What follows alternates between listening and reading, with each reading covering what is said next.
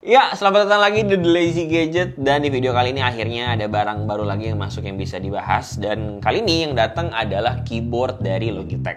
Kalau misalkan kemarin ini kita ngebahas si mouse-nya Superlight Dodex, ada yang nanya juga tuh kemarin, ya, keyboard Logitech kapan? Keyboard Logitech kapan lagi keluarnya? Ini kali ini akhirnya ada lagi keyboard Logitech dengan seri G915X Lightspeed TKL.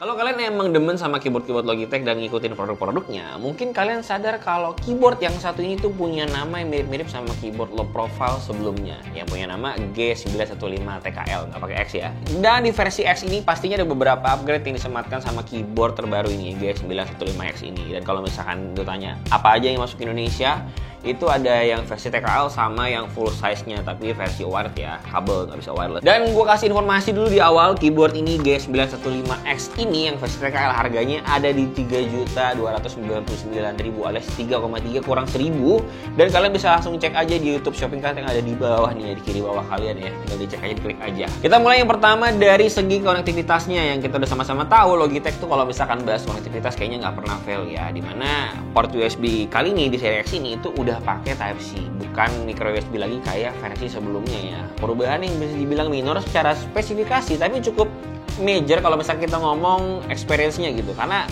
kita kan udah 2025 ya, udah mau 2025, udah banyak device-device yang semuanya udah pakai Type-C. Kalau misalkan ada yang micro USB kan jadinya ribet dan repot ya. Apalagi sekarang juga iPhone udah pakai Type-C juga, bukan Lightning. Jadi better kalau kita punya satu kabel buat segala device ya. Kalau misalkan setup lu berantakan, ini bisa jadi salah satu solusi juga ya, Type-C ini ya. Kayaknya udah jarang juga yang micro USB ya. Tapi ya nilai plus lah untuk upgrade dari 915 kemarin ke 915X ini ya. Terus selanjutnya juga ada dari sisi switch-nya, dimana sebelumnya itu switch-nya G915 itu yang nggak pakai X itu masih pakai switch yang sistemnya ngehook ke keycaps-nya. Nah di sini Logitech tuh udah upgrade switch-nya jadi bentuk plus supaya lebih gampang lagi buat kalau misalkan kita mau cabut pasang keycaps-nya gitu loh ya. Dan kalau kita ngomongin dari sisi aplikasinya juga, sekarang nih G915X ini udah bisa yang namanya nge-sense step tombol dengan fitur key control, bisa jadi makro, bisa jadi multimedia button, dan pokoknya function ini benar-benar bisa memudahkan kita kalau misalkan kita lagi butuh banyak tombol gitu sekaligus buat makro kerja atau nggak buat main game gitu ya. Tapi cukup dengan pembahasan perubahan spesifikasi yang berubah dari generasi sebelumnya ya. Karena yang gue bagi ini cukup menarik di sini nih. Dari segi desainnya secara keseluruhan, dari segi ketahanan baterainya dan juga build quality-nya yang kokoh nggak cici tadi ya. Jadi gue udah pakai keyboard itu sekitar semingguan, dan unit yang ada di tangan gue ini adalah varian warna hitam dengan switch GL yang tactile. Sejauh ini sih gue pakai keyboard ini buat ngedit, buat main game, dan buat ngetik script video ini pun gue pakai keyboard ini juga. Dari seminggu belakangan ini gue pakai keyboard ini secara lumayan intens. Dari mulai fitur-fiturnya yang bisa lo lihat di sini ya, ada tombol multimedia khusus di atasnya sendiri nih. Dan menurut gue ini adalah sentuhan khas Logitech yang sangat gue butuhin dan bikin nyaman aja gitu.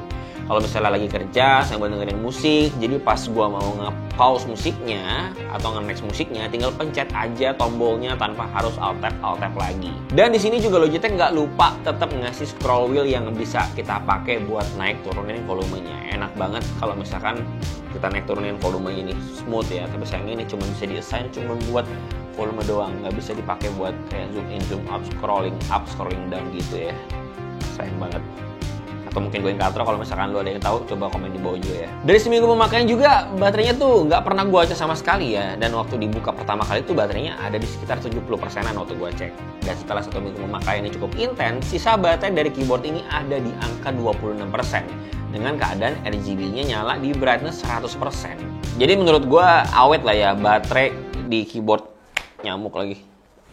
Jadi menurut gua baterainya cukup awet lah ya di keyboard ini ya, bisa 100% RGB, apalagi kalau misalkan dalam keadaan mati juga lampunya. Sebetulnya Logitech juga ngeklaim bisa tahan sampai 1000 jam pemakaian. Jadi tinggal pilih aja lo mau silo tapi 40 jam atau nggak lo mau gelap-gelapan tapi 1000 jam gitu ya. Terus dari sisi desainnya juga secara estetik dan fungsi juga menurut gue semuanya udah enak banget buat dipakai sehari-hari. Dari mulai buat kerja, ngetik-ngetik, enak. Karena gue juga sebetulnya cukup suka sama keyboard yang foamnya tuh low profile begini. Terus juga ada 2 stage di pengaturan kemiringannya. Dari sisi keycaps-nya juga di generasi Logitech ini udah pakai material double shot PBT.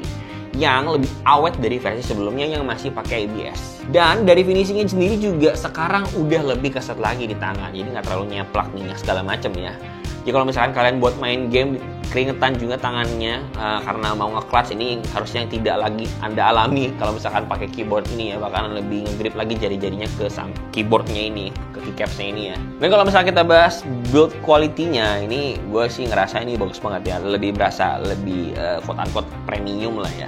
Dari mulai beratnya juga ini tuh udah terhitung cukup berat di 800 graman. Udah gitu buat sebuah keyboard yang base bawahnya dari plastik, ini keyboard tuh udah bisa dibilang sturdy banget dan nggak ada flex aneh-aneh kalau kita angkat dan coba bengkok-bengkokin. Walaupun ya kalau kalian pakai sehari-hari dengan normal juga nggak mungkin sampai bengkok juga ya, kecuali mungkin limbat gitu kan keyboard sambil gitu ya.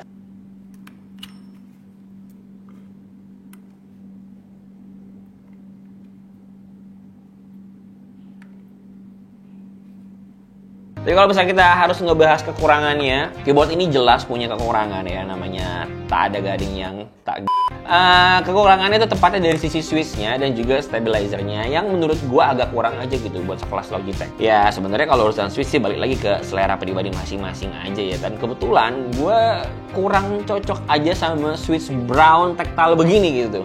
Coba kalau misalkan dari sisi stabilizer-nya itu loh yang gua agak nggak bisa terima, karena di sini kita belum dapetin stabilizer yang preloop dari pabrik. Jadi agak gimana aja gitu rasanya buat keyboard harga 3 juta tapi begini. Udah gitu ya nggak tahu ya, mungkin kalau misalkan lo bisa ambil yang varian red lebih baik lagi, karena gue memang nggak suka brown gitu, dibilang tactile enggak, dibilang linear juga ogah. Jadi kayaknya ambil salah satu di antara yang linear atau nggak tactile gitu, jangan di tengah-tengah kayak brown ini. Tapi balik lagi ke selera kalian masing-masing sebagai konsumen ya. Karena kalau misalkan dari komentar video kemarin ada yang nyariin keyboard Logitech baru, berarti kan masih ada juga pasarnya yang memang nyari keyboard harga sepremium ini. Tapi kalau misalkan kalian nanya ke gue, apakah masih merasa keyboard ini yang satu ini tuh kemahalan atau enggak, buat gue kayaknya agak, ya balik lagi ke budget masing-masing. Tapi kalau buat gue kayaknya mahal ya kayaknya ya, untuk harga segini 3,3 juta buat dapetin keyboard yang seperti ini. Tapi kalau misalkan lu mau lebih effort lagi ketika lu beli keyboard ini, silakan lu beli, tapi lu beli lagi switch-nya terpisah. Ini ada varian lain lagi nggak sih selain brown di penjualan? Ada red sama blue. Better ambil red aja sih kata gue sih. Lebih berasa enak kalau buat ngetik. Atau kalau lu memang fokusnya game, mending ambil blue aja. Udah nih, jangan ambil di tengah-tengah kayak gini, mati enggan hidup tak mau tuh nggak enak. Jadi ambil yang yang red aja, atau kalau nggak lo bisa effort lagi untuk cari Gateron, harusnya ada ya, Gateron low profile harusnya ada ya, Gateron yellow atau Gateron black gitu, JWIC black gitu yang lebih enak lagi untuk lo pakai. Jangan pakai switch bawaan dari ini, dan lo harus loop lagi dan harus stabilize lagi. Tapi kalau misalkan harus ngelakuin itu, buat apa lo beli keyboard harga 3 juta gitu ya, sayang aja sih. Jadi balik lagi ke pribadi masing-masing. Kalau misalkan menurut lo masih worth it dengan harga segitu lo custom ya silakan, kalau enggak ya silakan juga.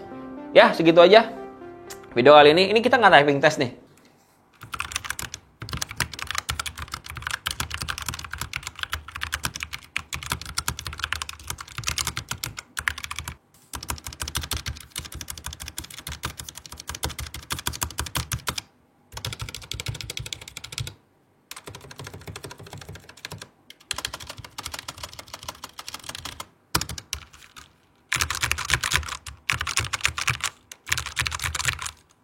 Ya, gitulah. Sampai jumpa di video berikutnya.